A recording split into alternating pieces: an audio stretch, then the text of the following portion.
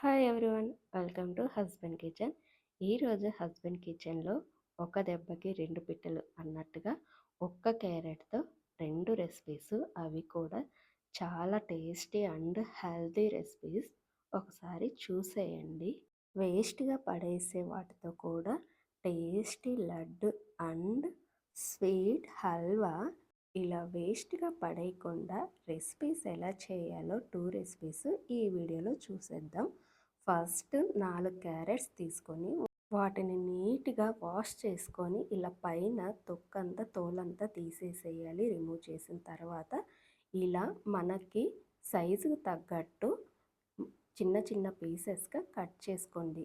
ఇప్పుడు ఇలా కట్ చేసుకున్న క్యారెట్ పీసెస్ని ఇప్పుడు ఒక మిక్సీ జార్ తీసుకొని ఆ పీసెస్ అన్ని దాంట్లో వేసి కొంచెం వాటర్ పోసి మెత్తటి పేస్ట్ లాగా చేసేసుకుందాం.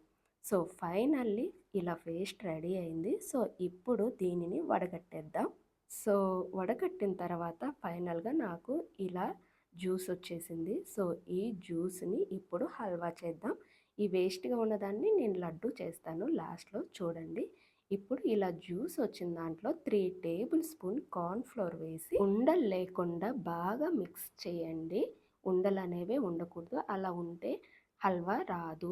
సో ఇలా మిక్స్ చేసిన తర్వాత ఒక కడాయి పెట్టి ఆ కడాయిలో ఈ క్యారెట్ జ్యూస్ వేసుకొని పోసి మొత్తం అడుగంటకుండా ఇలా కలుపుతూ ఉండాలి. మనం కార్న్ఫ్లోర్ వేసాం కాబట్టి అడుగంటిద్ది. సో జాగ్రత్త, అది దగ్గర పడేలాగా మనం దగ్గరుండి తిప్పుతూ ఉండాలి. సో ఇలా తిప్పిన తర్వాత కొంచెం దగ్గర పడ్డాక 2 టేబుల్ స్పూన్ నెయ్యి వేసుకోవాలి.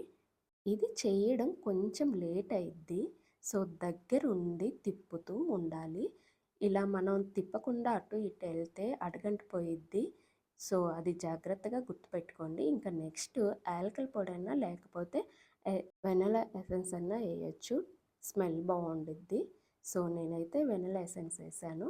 తరువాత స్వీట్కి తగ్గట్టు షుగర్ యాడ్ చేయాలి. ఇక్కడ నేను 1 కప్ యాడ్ చేశాను. ఇంకా షుగర్ కూడా వేసిన తరువాత ఇలా మధ్యలో కలుపుతూ ఉండాలి. మీరు షుగర్కి బదులుగా బెల్లం కూడా వేసుకోవచ్చు, అది యువర్ చాయిస్. ఇప్పుడు షుగర్ అంతా కలిసేలాగా ఒకసారి తిప్పుతూ ఉండండి. చుట్టుపక్కల కూడా ప్యాన్కి అంటుకోకుండా నీట్గా ఇలా తుడుచుకుంటూ కలుపుకోవాలి. సో ఫైనల్లీ ఇలా చేస్తే అది దగ్గరికి రాకూడదు. అలా దగ్గరికి వచ్చిందంటే ఇంకొంచెం కుక్ అవ్వాలి. సో ఇది మెయిన్ పాయింట్, గుర్తుపెట్టుకోండి. ఇలా లైన్ పెట్టినప్పుడు అదేంటంటే దగ్గరికి రాకూడదు. దగ్గరికి వస్తే ఇంకో 5 మినిట్స్ కుక్ చేయాలి అని అర్థం. సో ఇంకో 5 మినిట్స్ లో ఫ్లేమ్లో ఇలా తిప్పుతూ కుక్ చేసుకోండి. ఇదంతా లో ఫ్లేమ్లోనే చేయాలి. ఈ ప్రాసెస్ అంతా హై ఫ్లేమ్లో అస్సలు పెట్టకండి, లో ఫ్లేమ్లోనే చేయండి. ఇది కొంచెం లాంగ్ ప్రాసెస్లా ఉండిద్ది, ఎందుకంటే గ్యాస్ దగ్గరే ఉండి తిప్పుతూ ఉండాలి. కానీ టేస్ట్ మాత్రం చాలా బాగుండిద్ది. సో ఫైనల్లీ హల్వా అయితే రెడీ అయింది. చూసారా, దగ్గరికి ఇలా లైన్ పెట్టగానే దగ్గరికి రావట్లేదు, సడన్గా కొంచెం టైం తీసుకుంటుంది కాబట్టి పర్ఫెక్ట్గా హల్వా రెడీ అయింది. సో ఇప్పుడు ఒక 3 or 4 సెకండ్స్ అంతా బాగా మిక్స్ చేసుకొని స్టవ్ ఆఫ్ చేసుకొని పక్కకు తీసి పెట్టుకోండి.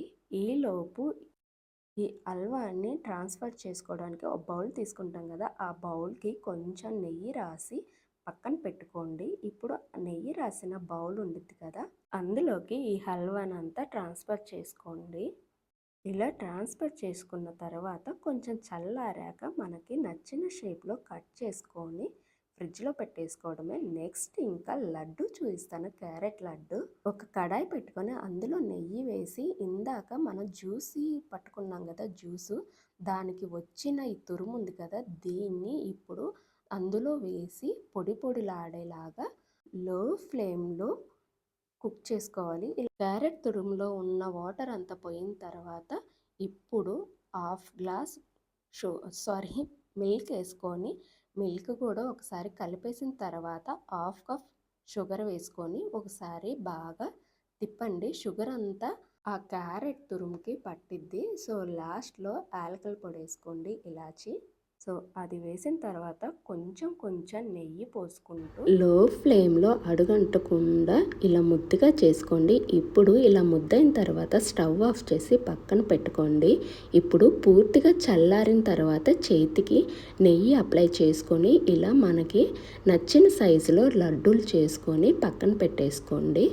సో ఇలానే మొత్తం లడ్డూలన్నీ చేసుకున్న తరువాత మనకి కొబ్బరి తురుము ఉంటుంది కదా, అది పట్టుకొని ఆ కొబ్బరి తురుములో ఇలా ఒకసారి డిప్ చేసి తీసేయండి. తినేటప్పుడు నిజంగా చెప్తున్నాను, చాలా అంటే చాలా టేస్టీగా ఉంటాయి. ఒకసారి ట్రై చేసి ఎలా వచ్చిందో నాకు కామెంట్ చేయండి. అలానే నచ్చితే సబ్స్క్రైబ్ చేసుకోండి. ఇక్కడ హల్వాలో నేను కొబ్బరి పొడి చల్లాను. మీకు నచ్చితే బాదం ఆర్ జీడిపప్పు ఏదైనా ఇష్టం అయితే చల్లుకోవచ్చు, లేకపోతే నార్మల్గా అయినా తినొచ్చు. చాలా టేస్టీగా ఉండిద్ది. హల్వా అయినా లడ్డు అయినా ఒకసారి ట్రై చేయండి. ఇది చాలా హెల్దీ రెసిపీ. ఇంట్లోనే మనం ప్రిపేర్ చేసాం. ఎలాంటి కెమికల్స్ ఏమీ లేకుండా, ఫుడ్ కలర్స్ లేకుండా చేసాము. సో నచ్చితే ఒక లైక్ ఇవ్వండి.